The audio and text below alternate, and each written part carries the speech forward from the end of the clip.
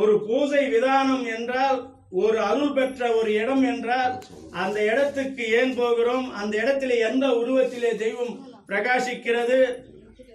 அது எந்த அழகுபடுத்தி கோலத்தை பார்க்க வேண்டும்? அந்த அழகை எவ்வாறு நாம் சந்தோஷத்தை அமைக்க வேண்டும் என்பதெல்லாம் கண் கண்டு, மனதிலே குடிகொண்டு, திரேகத்திலே மலர் வாசகம் கந்தகத்தை அமைத்து, இறைவனிடத்திலே நெஞ்சத்தில் பால்வாத்தி வந்து வணங்க வேண்டும் என்பது.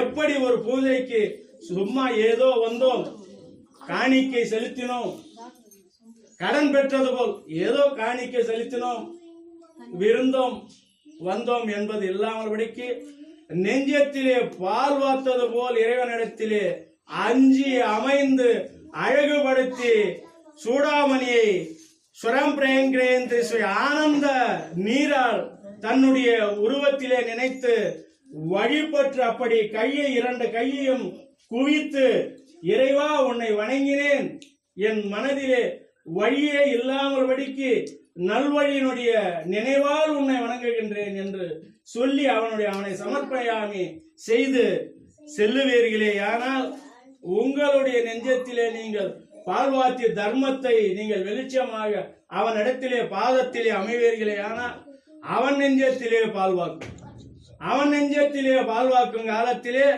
அது எப்பொழுதும் உங்களிடத்திலே உடந்து போகும்.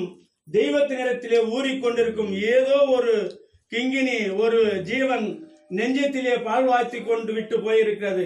இது என்ன கடன்? இது என்ன தோற்றம்? அவனுக்கு என்ன செய்ய வேண்டும்? அவனை எப்படி காக்க வேண்டும் என்பது தெய்வத்தின் பொறுப்பு.